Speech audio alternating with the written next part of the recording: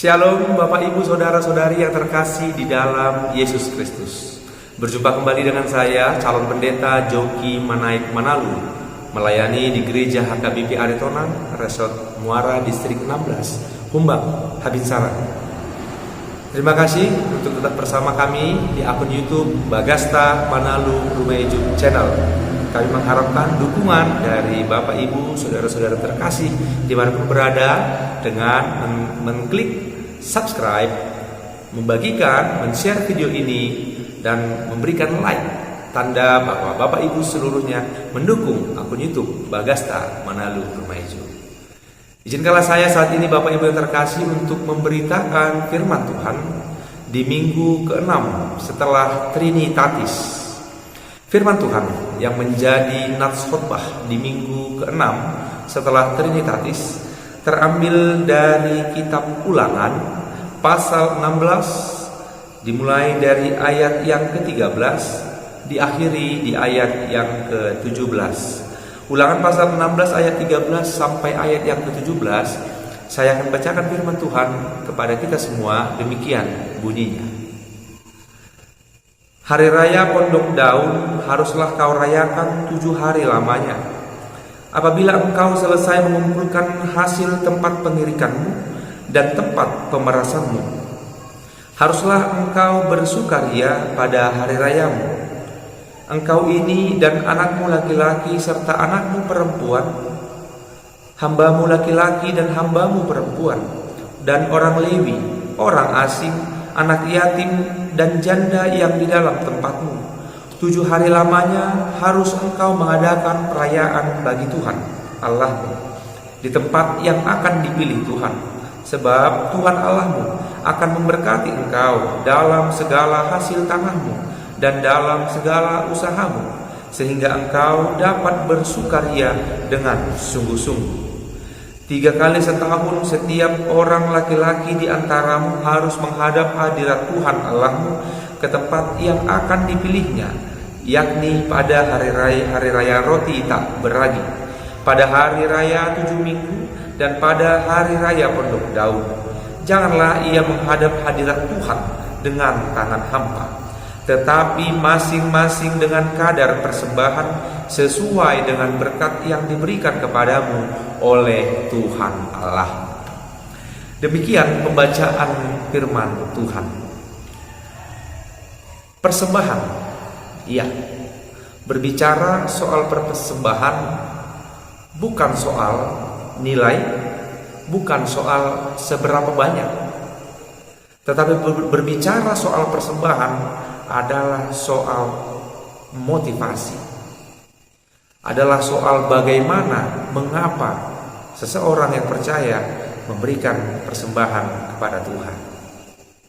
Bapak Ibu yang terkasih, untuk memahami persembahan, mungkin saya mau mengajak kita untuk melihat kepada suatu tindakan, bahkan persembahan yang telah Tuhan nyatakan, yang telah Allah nyatakan kepada manusia.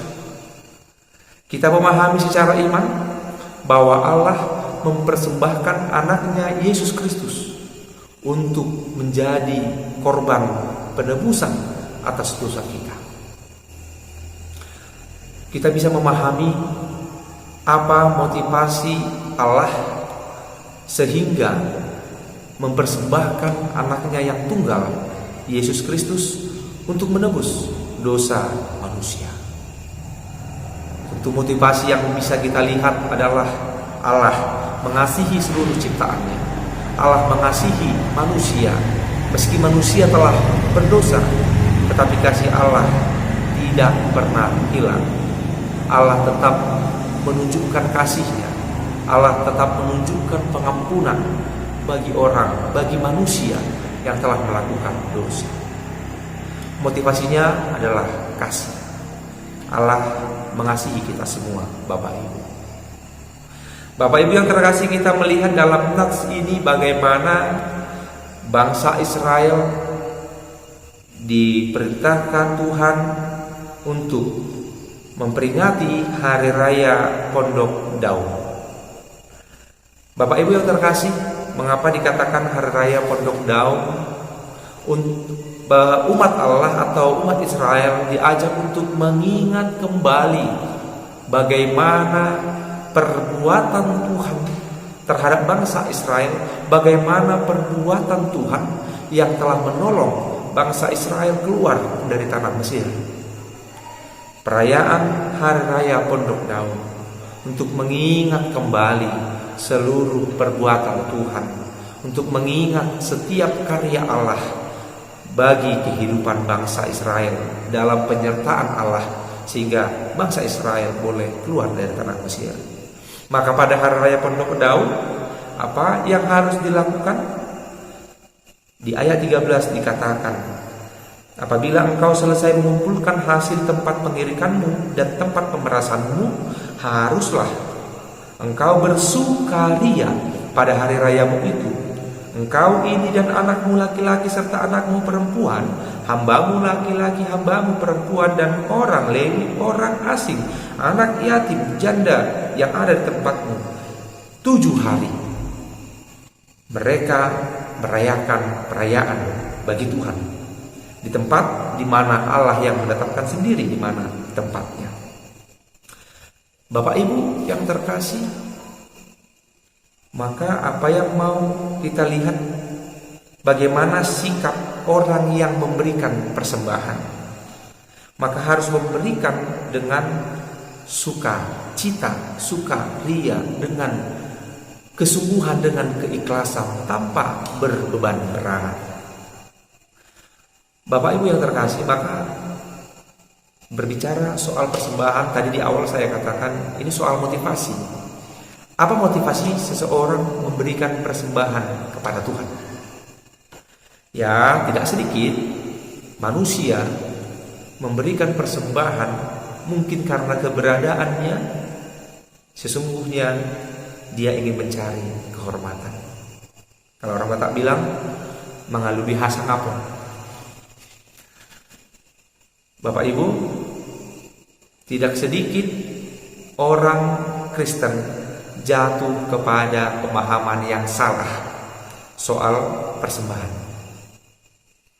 Dengan ini saya mau mengatakan yang pertama kepada kita Bapak Ibu, bukan karena kita ingin mengharapkan agar Tuhan memberi lebih sehingga kita memberikan banyak persembahan kepada Tuhan. Nah, ini soal motivasi. Bukan karena kita ingin mengharap ketika saya memberi banyak maka Tuhan akan memberi banyak. Oh tidak. Bapak Ibu yang terkasih, seberapapun yang ingin kita persembahkan kepada Tuhan, saya mau katakan, itu tidak sebanding dengan apa yang telah Tuhan berikan dalam hidup kita. Seberapa banyak pun yang ada harta kita saat ini ingin kita berikan kepada Tuhan melalui persembahan, itu tidak sebanding dengan kasih karunia yang telah Tuhan nyatakan, yang telah Allah nyatakan di dalam Yesus Kristus. Tidak bisa dibandingkan harganya dengan karya keselamatan yang telah Tuhan nyatakan bagi kita. Maka Bapak Ibu yang terkasih, tanpa kita sadari, bukan soal nilai, Tuhan telah lebih banyak memberikan kepada kita. Maka dapat dikatakan, kalaupun kita ingin memberikan persembahan kepada Tuhan, di ayat 17 dikatakan, tetapi masing-masing dengan sekadar persembahan, kita garis bawahi, sesuai dengan berkat yang diberikan kepadamu oleh Tuhan. Maka ternyata kita memberikan persembahan bukan lagi supaya mengharap Tuhan memberikan lebih, tetapi karena Tuhan sudah lebih dulu memberikan berkat kepada kita. Maka motivasi ini yang mau kita lihat Bapak Ibu. Yang ingin saya katakan yang kedua adalah, apa respon, bagaimana kita memahami bahwa berkat yang telah Tuhan nyatakan itu, bagaimana kita ingin menyikapinya Bapak Ibu. Ketika kita tadi telah memberikan, menerima berkat dari Tuhan, lalu bagaimana respon kita, bagaimana sikap kita. Saya mau katakan demikian, yang dari Allah kembali kepada Allah. Kita terima berkat dari Tuhan, kita diizinkan untuk menikmatinya, tapi jangan lupa, apa yang kita miliki, berkat yang kita miliki, kita harus kembalikan juga kembali kepada Allah. Melalui apa? Persembahan. Persembahan seperti apa? Ini harus jelas. Ini harus kita pahami dengan baik. Persembahan yang kita pahami mungkin memberikan persembahan kepada gereja, hamoleateon, ucapan syukur. Itu salah? Tidak. Itu persembahan yang boleh kita katakan yang terlihat, yang rutin kita lakukan di dalam gereja. Tapi bagaimana apa yang kita terima, berkat yang kita terima, jika kita ingin mengembalikan kepada Allah, kita mempersembahkan kepada Allah? Yang pertama, kita mampu membuka ruang hati kita untuk menjadi berkat, mempersembahkan berkat yang Tuhan berikan kepada orang yang membutuhkan. Yang diberi tangan kanan tidak perlu diketahui tangan kiri. Ini berkat yang luar biasa yang harus kita pahami. Ini esensi bagaimana kita harus memahami berkat yang sesungguhnya. Yang kemudian Bapak Ibu yang terkasih di dalam Yesus Kristus, menarik dari lagu persembahan di HKBP. Tuhan karuniamu, roh dan jiwaku semua, nyawa juga hidupku, harta milikku semua, ku serahkan padamu untuk selama-lamanya. Mungkin dalam bahasa Indonesia kita kurang menemukan maknanya. Tetapi dalam bahasa Batak, makna untuk memahami apa itu persembahan, bagaimana sikap orang yang telah memberikan persembahan, itu sangat dalam. Nasanani lehoni todiro di pamataku,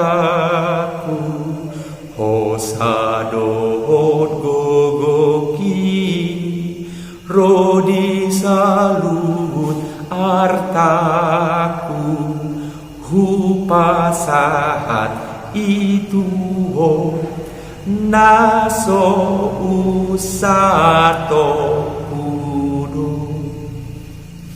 Kata usap tidak akan kutuntut lagi, tidak akan kubahas lagi, tidak akan kusinggung lagi Tuhan. Apa yang aku berikan, biarlah itu menjadi kemuliaan bagi Tuhan, bukan menjadi kemuliaan bagi kita. Bukan dalam persembahan kita mencari kemuliaan, kita mencari kehormatan agar dilihat orang. Bapak Ibu yang terkasih, yang lebih dalam terhadap persembahan, apa persembahan yang paling dalam sebagai orang percaya? Mempersembahkan hidup kita. Bagaimana hidup saya, hidup Bapak Ibu boleh menjadi berkat bagi orang lain. Bagaimana hidup saya, hidup Bapak Ibu semuanya, itulah yang terutama menjadi persembahan kepada Tuhan. Inilah panggilan buat kita, agar terlebih dulu hidup kita persembahkan kepada Tuhan, bukan mempersembahkan kepada dunia ini. Tetapi bagaimana hidup ini, hidup kita persembahkan yang terutama adalah kepada Tuhan.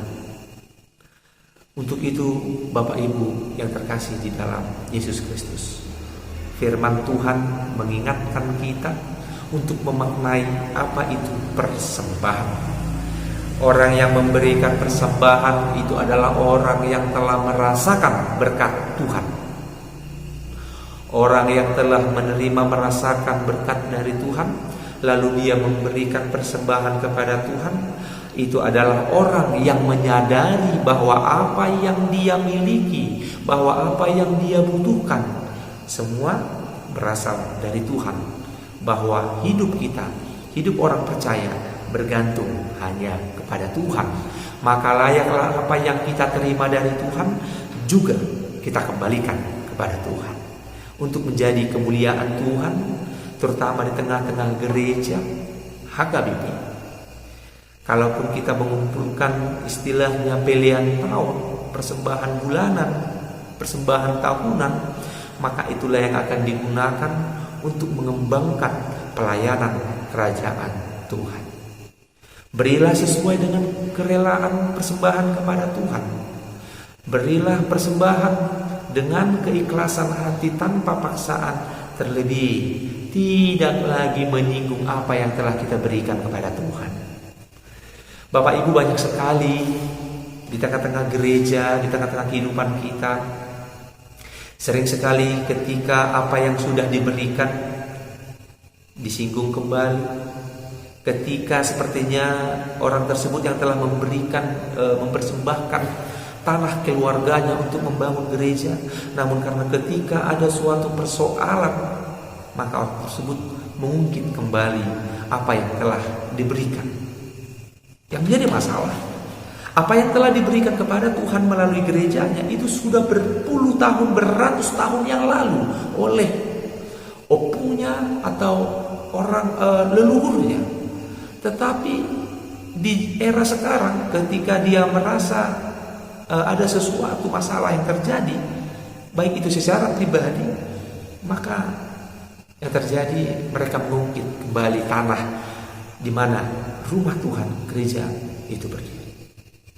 Ingat Bapak Ibu, apa yang telah diberikan, apa yang telah kita persembahkan kepada Tuhan, soto satota, jangan pernah kita ungkit kembali, agar itu menjadi kemuliaan bagi Tuhan, bukan untuk kemuliaan bagi kita.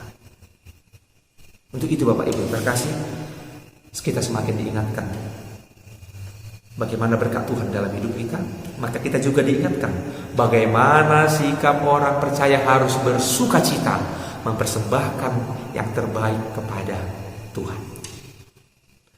Berilah yang terbaik sesuai dengan berkat yang kita terima. Ini bukan soal nilai. Ini bukan soal nilai, sekali lagi, ini soal respon kita. Seberapa yang kita terima, ya kita yang menyadari berapa yang harus kita berikan kepada Tuhan. Ingat, kita memberi kepada Tuhan bukan untuk mengharap lebih, bukan ketika kita memberi banyak maka Tuhan akan memberi lebih, bukan. Tetapi dasarnya karena Tuhan terlebih dahulu telah memberkati kita. Karena Tuhan Yesus telah terlebih dahulu memberikan apa yang kita butuhkan, mencukupkan kebutuhan kita. Yang terlebih lagi, mari kita jadikan hidup kita menjadi persembahan yang utama. Melalui apa? Perbuatan kita. Melalui apa? Melalui persekutuan kita. Melalui apa? Hubungan kita dengan Tuhan. Kiranya Tuhan Yesus memberkati kita semua. Kiranya firman Tuhan ini akan semakin mengingatkan kita bagaimana proses hidup kita, bagaimana penyertaan Tuhan dalam setiap lika-liku, sulit, kelamnya hidup kita. Tetapi penyertaan Tuhan tidak pernah meninggalkan kita. Jika orang percaya selalu berserah, ketika orang percaya selalu bersandar kepada Tuhan. Tuhan Yesus memberkati kita. Biar kiranya kita hidup di dalam firman-Nya. Firman Tuhan menguatkan kita semua. Shalom, Tuhan Yesus